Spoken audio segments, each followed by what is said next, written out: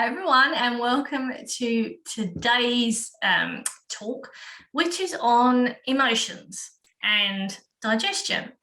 So the idea that the gut and brain are closely connected and interact is deeply rooted in the language that we use. So you may have heard yourself say, or you may have heard someone else say, I feel sick to my stomach, or that was gut wrenching, or about gut feeling. I mean, I use that term a lot. What's your gut feeling?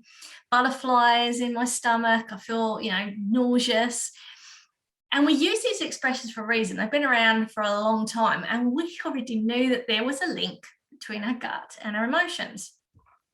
Now, our gut is sensitive to emotions. So anxiety, anger, sadness, elation, joy, all of these feelings and others can trigger symptoms in the gut. The brain has a direct effect on our gut. So, for example, we might start thinking about a food, thinking about eating, and we will start salivating and we will start releasing hydrochloric acid in our stomach before we've even got the food in our mouth. So our thoughts, our feelings will set up our digestive system already, sets up those processes. And the connection goes both ways. So if we have any problems with our intestine, an intestine that's not happy or a stomach that's not happy, we'll send signals to our brain to say that it's not happy, just as much as our troubled brain, if we're feeling stressed or upset, we'll send signals to our gut. So sometimes a problem with our gut, whether it's bloating or tummy ache or wind or constipation or diarrhea, can actually be the cause of anxiety, stress, or depression. Or the stress, depression, and anxiety can cause the constipation, the diarrhea, and the bloating and the upset tummy, because it works both ways. And that's because they're intimately connected. And we call this the gut-brain axis. And there's been quite a lot of research looking at this particular area. So there's still lots to know. But there's lots of communication pathways going on between our brain and our gut. The main two, and there are lots, but the main two is between the hypothalamus and the pituitary, which are two glands in our brain, and the adrenals, which are where our stress hormones are made. Other hormones are made there too, but mainly our stress hormones. So it's called the HPA. So that's involved in hormone release. And then we have the autonomic nervous system. Now, the autonomic nervous system is our automatic functions that go on in the background. We don't even think about it. It's automatic. So it's our breathing, our heart beating, our urination and our process of urine, our digestive processes. All of this is kind of going on in the background and we're not even aware that it's going on. So that's called the autonomic nervous system. So within the autonomic nervous system, we have what's called the sympathetic nervous system, which is our stress system. It's our fight, flight, hide, or freeze. It's a bit like an accelerator in a car. So if the autonomic nervous system is our car, then our sympathetic nervous system is really the accelerator. It gets things going and it's all about getting away from whatever it is that's stressing us out. We then have the parasympathetic nervous system, which is a bit like the brake on a car. That's our rest and our digest. So when we're in the parasympathetic nervous system, we're not stressed, we're not worried. We're going to digest our food properly. We're going to feel relaxed. We're generally going to be producing hormones. We're going to be happy to procreate. We're going to have a good libido because life is good and we're not worrying about surviving. We can thrive. And that's just as important as our sympathetic nervous system. Our sympathetic nervous system is all about get up and go, and our parasympathetic nervous system is about chilling out, really. And so that's your brake and your accelerator. So we need both, because if we were completely on the brake all the time, we'd never do anything. And if we are on the accelerator all the time, then we're going to crash at some point. So you need both. So that's kind of going on in the background, and they affect all of our organs. So part of that is also what we call the enteric nervous system. And that's really our gut-brain communication. Is sometimes called the second brain. And there's a continuous communication between our brain, our gut, and we also now know our gut bacteria. There's thought to be up to 600 million nerve cells in our enteric nervous system, which is the same as the spinal cord. So our gut-brain connection is hugely important, more important than we even realize, and that's why there's a lot of research going on about this.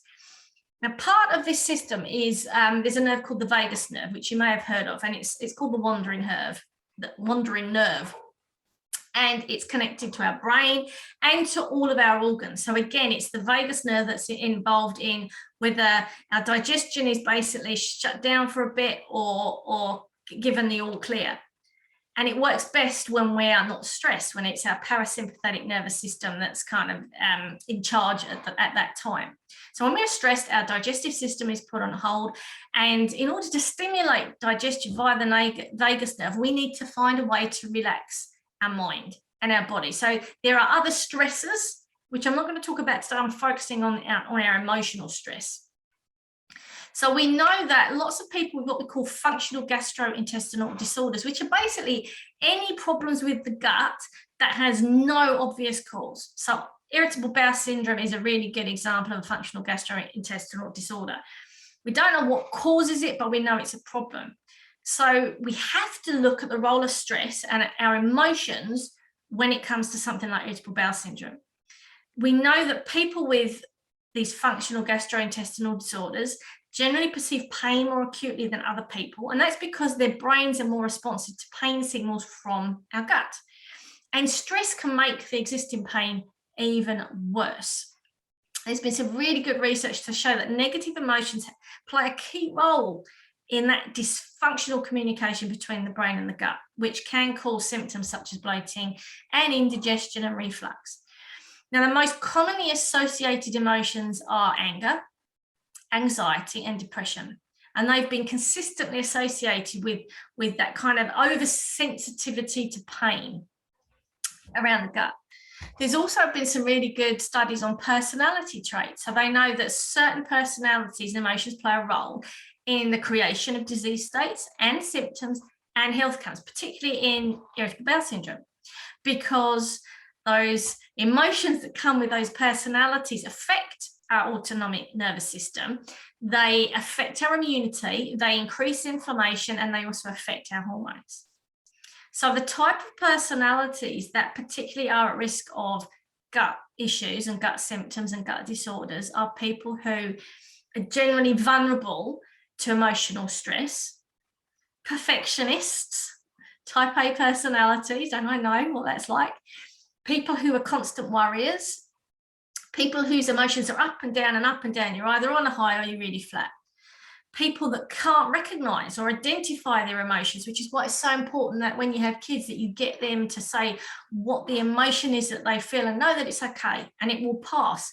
Emotions are energy in motion. We need to allow them in, but then know that they're just going to pass through us like a wave. So it's the holding on and the not dealing with them that can be a real problem. And we've got our type A personalities. We've also got what we call type D personalities. So they are people that have negative emotions continuously. You know, the cup is half full, life is shit, and that's it. Can't see anything good in anything. People who suppress or inhibit their emotions, block it away and don't want to deal with it. They are much more likely, all those personalities are much, much more likely to have functional gut problems where there's no obvious reason, but they're really suffering. There's also a field of health, which is a bit woo-woo, but bear with me. But they look at what we call the metaphysical aspects of health, the idea being that emotions that haven't been processed properly are actually stored in certain parts of the body. Now, in traditional Chinese medicine, it's believed that emotions are usually stored in the chest, the solar plexus, which is in kind of lower part of the gut, in the belly, and that emotions like fear, worry, and guilt are linked to the gut and digestion. So this is like traditional medicine that's been around for over 2,000 years, where they were already looking at the link between emotion and lots of different health conditions, but we're obviously just talking about gut today. Now, Louise Hay made this concept popular back in the 1980s with her book, You Can Heal Your Life. It was actually looked at even before that. There were other books prior to that, but she really made it popular. And in her book, she recalls various health conditions or symptoms that are linked to emotions. And then she provides positive affirmations to try and turn them around. So in regards to indigestion, some of the examples are indigestion. The emotion linked to indigestion is really a gut level fear, a dread, when you kind of, you're sick to your stomach. and anxiety. Bowel problems as such, where you basically fear of letting go of the old, no longer needed stuff is still around, and it's about releasing. Belching is linked to fear, gulping life too quickly. Constipation, refusing to release old ideas stuck in the past. I remember working with a client years ago who had severe constipation, and she also experienced post-traumatic stress disorder, had a horrendous traumatic experience, and had never really dealt with it or talked about it. And once she started to talk about it, once she actually she went to a psychologist and she did some talk therapy. And once she'd actually expressed how she felt and released these emotions, her constipation had gone. And I didn't do anything other than refer her to someone to talk about her experiences, because she hadn't talked about it before. So I'm a great believer that there's something in this, even though it might seem a bit weird. So constipation can be refusing to release old ideas, stuck in the past, haven't released an emotion, a situation, or an issue. It's that fear, holding on to something. Sometimes people are a bit tight or stingy with money, can be constipated, because it's about fear of losing something or lack of something. And diarrhea, again, fear, rejection. I myself, when my son was very unwell when he was a baby and was in Starship, and we didn't know whether he was going to make it or not, I held on and held on and held on, was constipated for months. And at the end of it, when I knew he was okay, I had the most horrendous diarrhea for months, and I ended up going to the doctors and saying, what the heck? And my doctor at the time was awesome, and she actually said to me, I think you've got diarrhea because you're releasing it all. And I thought, well, that makes sense. And then it went away. So there's definitely something that's going on. So you may take or leave what I'm saying, but go and read Louise Hay's book if that sounds like something you're really interested in, because there could be something in it. So my tips are to be honest about your emotions. What are you feeling? Why do you think you feel that way?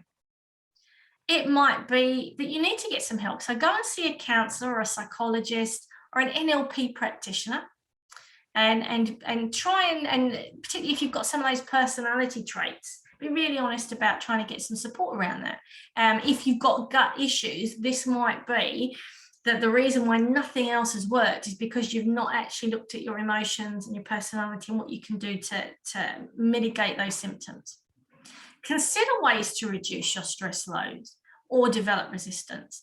So that might be journaling. You might be journaling about the feelings that you're feeling, so you're expressing it and getting it out. It might be meditation. It might be breathing techniques, which are fantastic, particularly at stimulating the vagus nerve and getting you into that parasympathetic nervous system. Getting out in nature can do the same thing. Exercise and movement, chanting, singing, laughing, doing some laughing yoga will all stimulate the vagus nerve and get you into that parasympathetic nervous system mode where you relax and rest and digest. Listening to beautiful music, whether it's uplifting music, whether it's that you're going to dance around the room music, or whether it's just chilling out music. Using art as a way of expressing how you feel can be really helpful. Hypnotherapy has been shown to be really beneficial for people that experience irritable bowel syndrome. When nothing else is working, hypnotherapy has been shown to be just as beneficial as going on a FODMAPs diet. You could do something called tapping or emotional freedom technique, which is awesome, where you actually tap different parts of your body, the idea being that you're stimulating energy lines, meridian lines, that can help to release blocked emotions. It's something that I've taught on my recess, specifically teach a digestive tapping routine. And if you do any of my gut courses, you'll learn how to do tapping as well.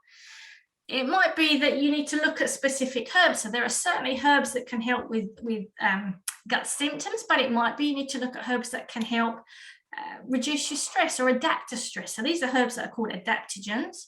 There are also herbs that are called nervines, which help the nervous system, and adrenal tonic. So you're looking at herbs like withania, holy basil.